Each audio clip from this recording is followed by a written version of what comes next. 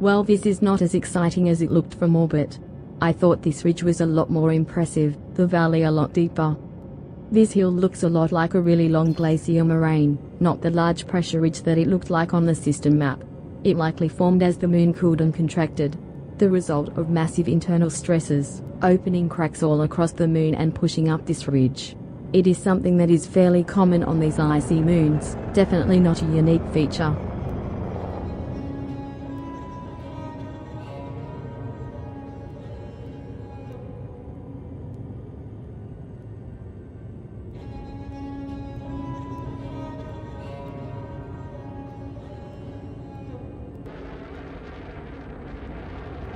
Now, let's have a closer look at the canyon I flew over on Descent.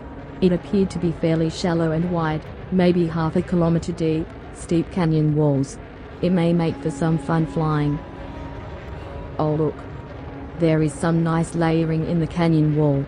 It's a rusty red color, like an iron-rich layer below the icy crust, or possibly staining from organic-rich brine coming to the surface in these cracks. It could be from life. Or it could just be iron minerals reacting with the solar radiation. I believe it's life, only because I want it to be, and I'll never know for sure. Okay, I'm bored. Let's put this ship through its paces. This Python is a little sluggish. Maybe I should have invested in better thrusters?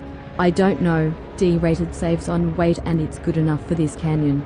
And besides, I want to get to Colonia sometime before next year.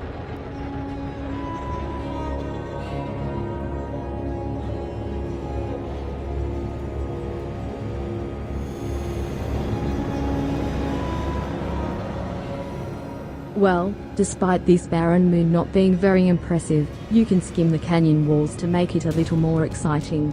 I just can't help it. I don't care if it is dangerous. I need the excitement.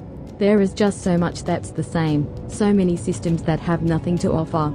I have to search hard to find anything exciting or unusual.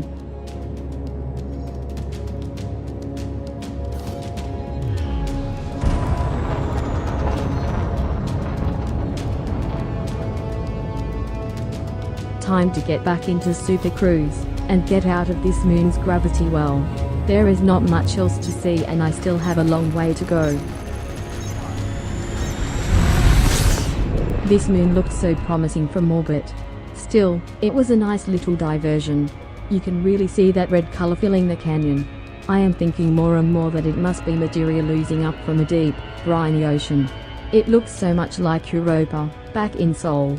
It's got to be life. Maybe some future explorer will answer that question, but for now, onwards into the black ahead, searching.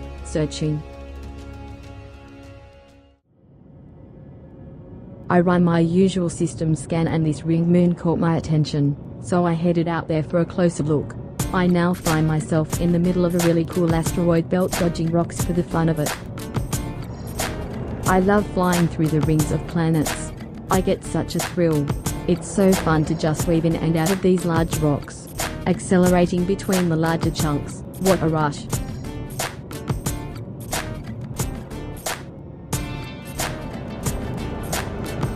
Oh boy, look out. I almost hit that piece of rock. I have shields but still, it's a long way to go to get repaired. I have been searching for unusual places as I travel through the black. Finally, this system fits the bill. HD 160298. This ring circles the fifth planet of a L-class dwarf star. The system map shows it's in orbit around a large B-class star with 3 other small stars, each with a suite of landable planets. How cool!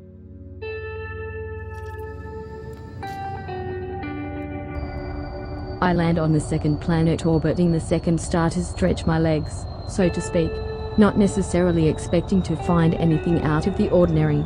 I have landed on a lot of different moons by now and they all look fairly the same, craters, rocks, and an even beige color.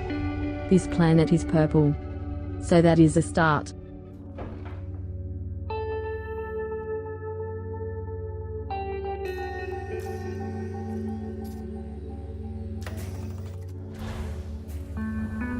Let's get down on the surface and see what this weird purple planet has in store for me. Probably just rocks. But, you never know.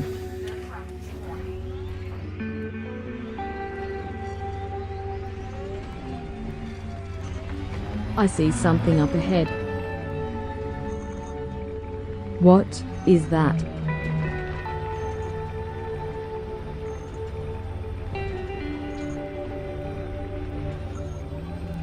As I get closer, I see that it looks like a navigation beacon.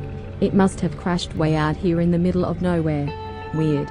Was this some failed attempt at setting up a settlement here? Or, more likely, a waypoint on the road to Colonia?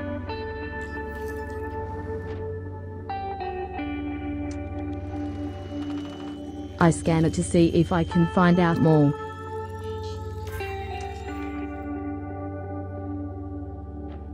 I get an alert indicating that all telemetry links are established and an intel package was created, and then the beacon goes inactive.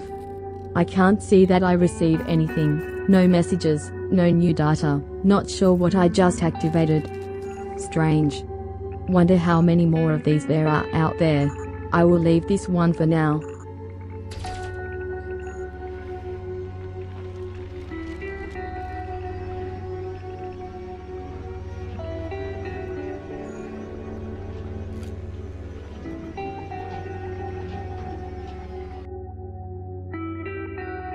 I stop at more moons. Searching for what? I'm not sure. I think I may just be bored of all the jumping. I want to find more unusual sights. But I haven't found anything else unusual since I came across that crashed beacon. I am finding a lot of minerals, not entirely sure what to do with them all yet. I know I can refuel my SRV on the surface with some of them. I discovered that today. But as for the rest, I will have to do some more research to find out what they are used for. They are filling my material bay in my cargo hold. Then arriving back at my ship after dark, I get treated to a great shot of the disk of the Milky Way cutting the sky in two. This is what I'm out here to find. The unexpected, the unusual, the amazing.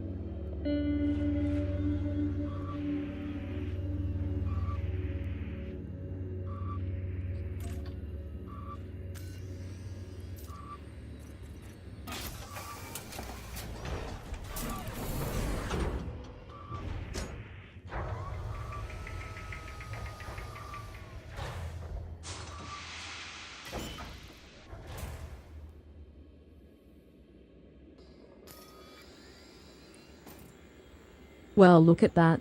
I got credit vouchers for the intel package from that probe.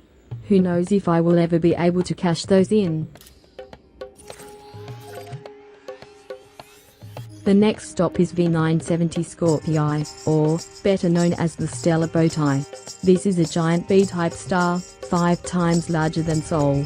Definitely not the biggest star in the galaxy, or even close to Betelgeuse, but it should still be an impressive star to visit, and it's on the way.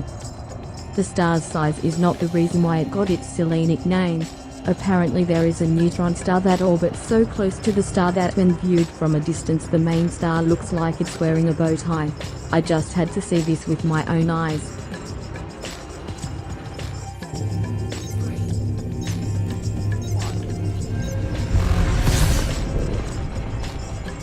Let's get out of this moon's gravity well and get on my way.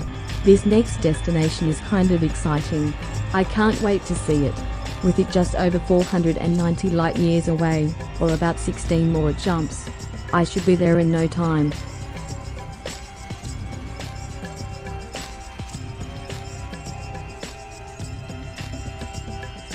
Well, time to move on, into the black.